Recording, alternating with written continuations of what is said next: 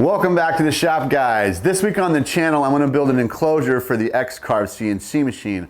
Last week we made the actual stand, the flip-up stand with the laptop, the built-in dust collection, and all that works. Now I want to build a enclosure to keep the dust down and the noise down. So I've seen a few online, and basically most of them are these pull-up front systems, like so, and then it folds back down and encapsulates the CNC machine. I think that's cool. From what I've seen, this is kind of cumbersome and it's a little heavy. So what I'm thinking is that we basically build two parts. We build a back part, and then we build a front part that's just a little larger. And we have that actually have a flip up in the front for a door, right? And then this part actually slides back over top of the back section so you have access to work on the CNC machine. So I think that's what we're going to try to do. Stick around. I'm Stoner Erickson from Erickson Design Company. Let's build something. Ta-da!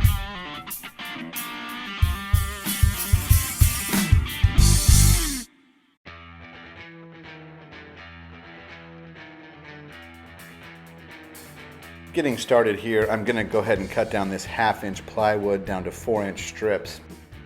I'm using the 1/2 inch because it's a little lighter weight and it's what I had in the shop. Now I modeled this table off of a 48 by 40 inch table that I built, so I'm going to build the enclosure around that.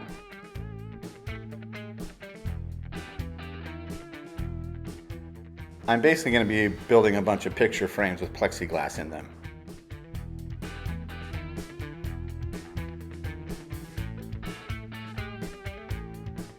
Now as for joinery, I'm going to go ahead and use the biscuit joiner here. I don't want to use a Kreg jig, or I don't want to use nails or a fastener. I don't want to have any metal in my way because these corners, some of them will be cut out for the dust collection and the X-Carve wiring.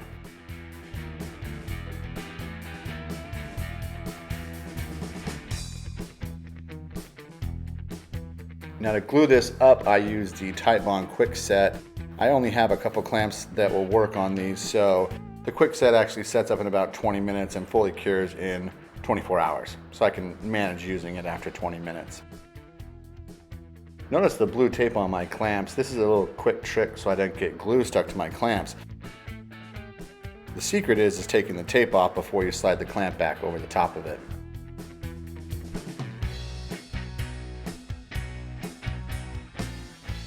I'm going to clean up all the glue and then I'm going to check for square.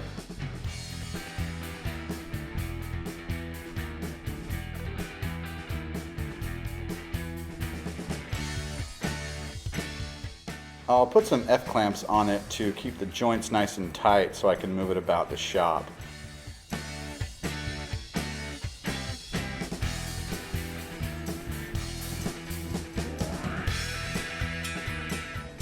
I have a total of 8 of these to make.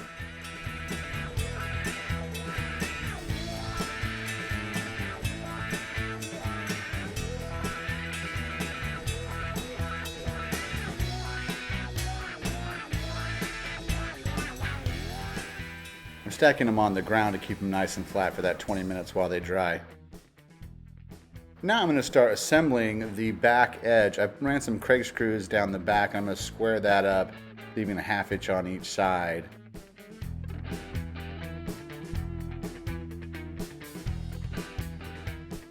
And then I'll run the Kreg screws right into the table.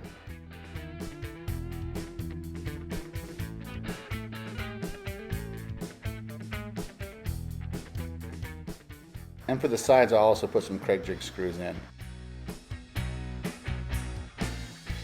I square it to the back and then I attach it to the table.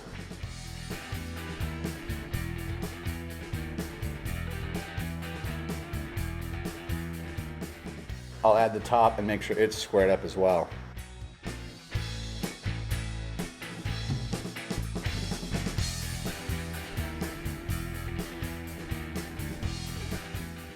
Even with the top on, it doesn't extend out more than 20 inches, which is really nice.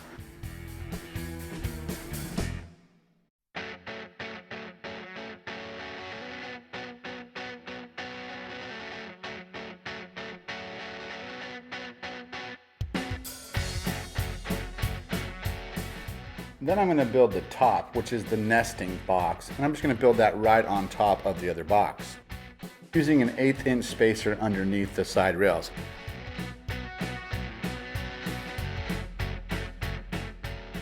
I'm not going to attach the nesting box with Craig screws because it's actually going to slide back and forth. This was just a crazy cool idea in my head, and it actually works really well. I am going to reverse the boxes so the actual smaller one slides and the larger one's an actual guide for it to run against. This will really show you the process I had in mind. I was going to use these bearings. I had them in a drawer in my shop, and I had some 1/4-20 bolts, and my process was to make this really cool bearing sliding thing, which actually I didn't have the right hardware to do.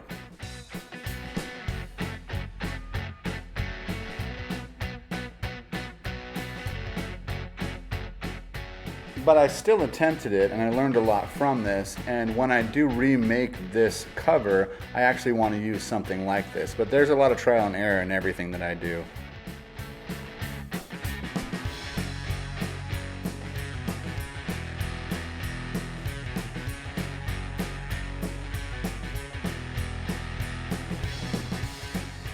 It wouldn't really be fair to you or to my channel if I didn't show the failures that it takes to get something like this made.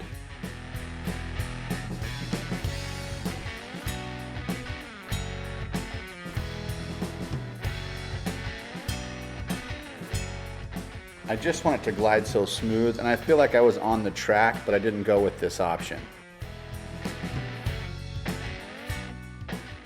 The next idea I had was using some full extension drawer guides. Now, it actually racked and bound up, and this wasn't the best option either.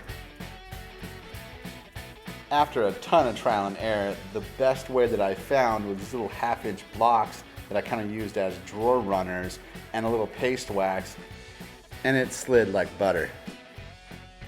I'm gonna disassemble and get ready to route out for my plexiglass. Classic, of course it falls over. If you like fun and creative videos like this, hit that subscribe button. Do it now. Also, if you want to support the channel, I've got a store, Erickson Design Company /merch on Streamlabs. You get hats, t-shirts, stickers. And don't forget to check out my Instagram, @StonerErickson. I do previews to all these projects, and it's a great way to stay in the loop.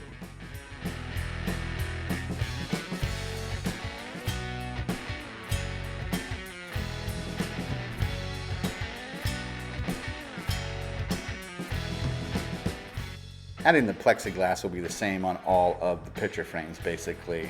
I'll cut it off on the table saw.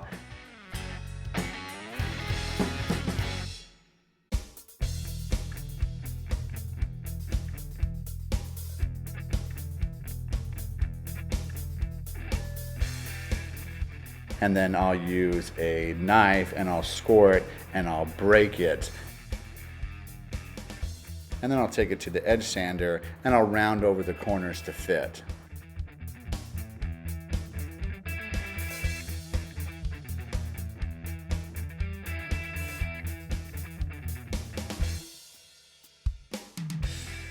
I'm going to go ahead and peel off the protective coating for the plexiglass. That was kind of hard to say. And this is kind of a pain on these smaller ones. But I might want to rebuild this one day, and if I do, I want to reuse this plexiglass. So I'm just going to give the inside a quick sand, and then I'm going to use hot glue to attach it. That way it doesn't got a bunch of screw holes in it, and it's easy to get in and out.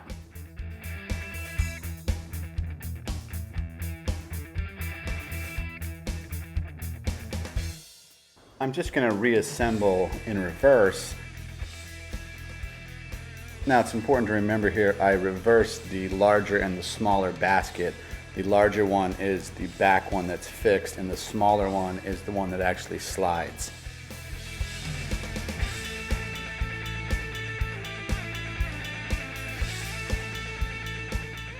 There's a 1/2 inch lip on the front so that the door can actually slip underneath of it for a tight seal.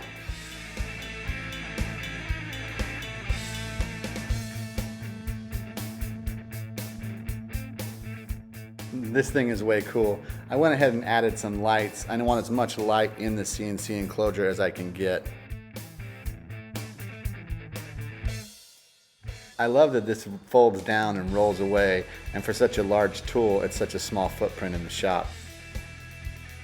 We're in the home stretch here. We're gonna add some high-powered refrigerator magnets for the front door to keep it tight and on.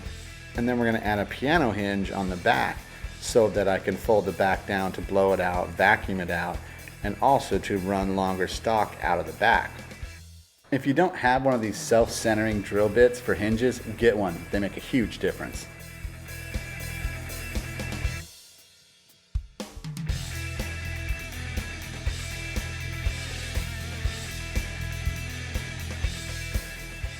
By making this back door fold down, it really extends my CNC out the back. Like I could do an 8-foot totem pole and just realign my CNC and keep pushing the wood farther back and back.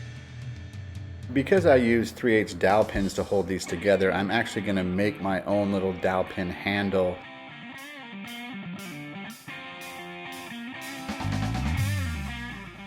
I'm just going to use a 1-inch dowel, drill a hole in it, and use some epoxy.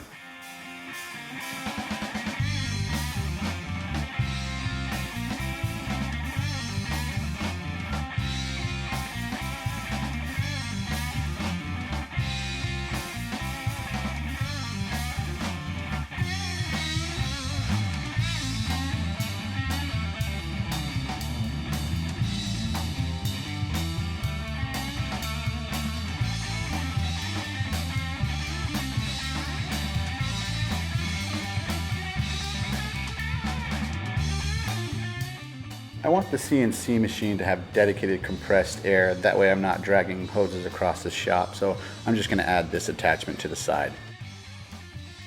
We're going to add our baby camera, and it actually has its own power off of a power brick, so I don't have to run a bunch of cords, and runs for about 4 hours.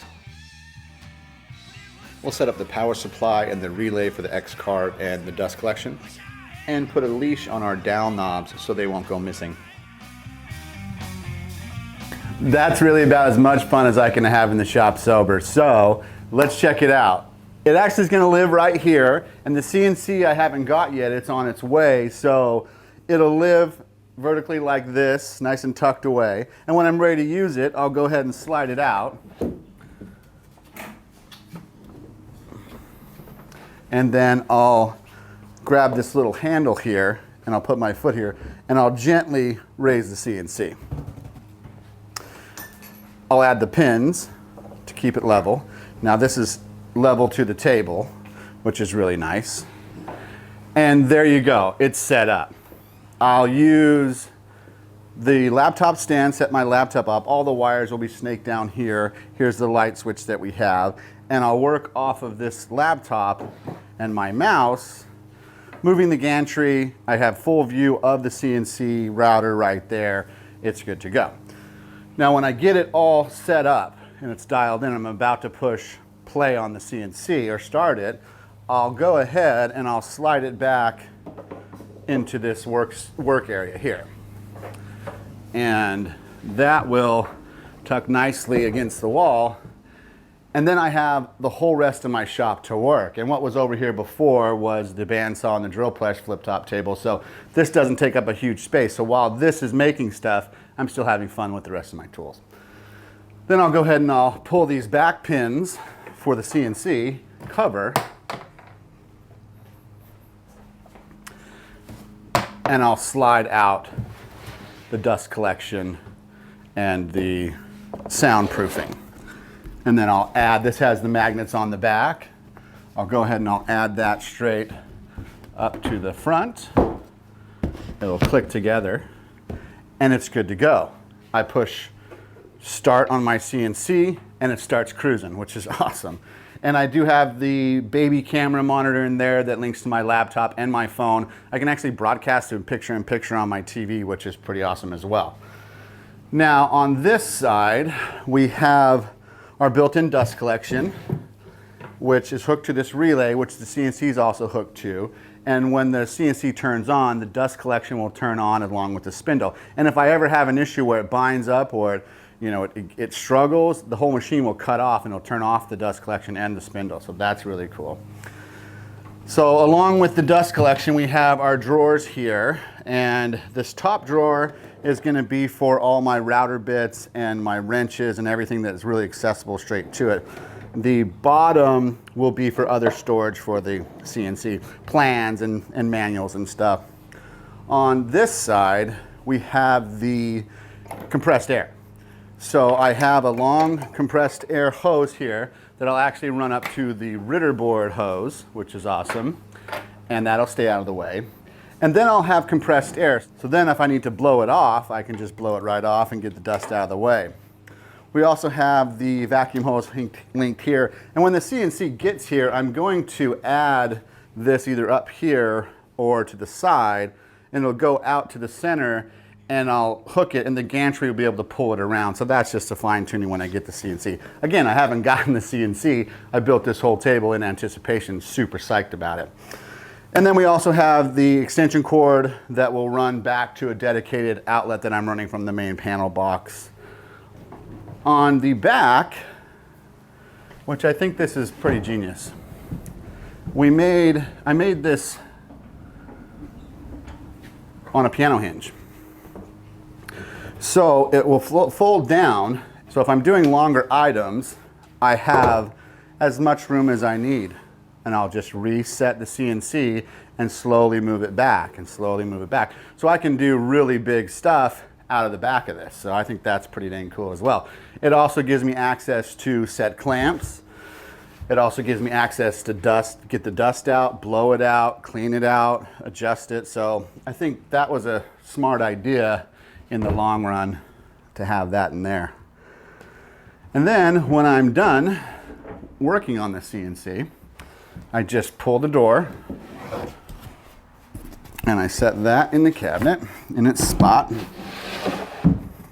I go ahead and I slide this back. Now this does slide really easy. I mean, come on, that's like, with the paste wax, that's perfect. So I'll slide that back, and I'll set the pins to hold the top down.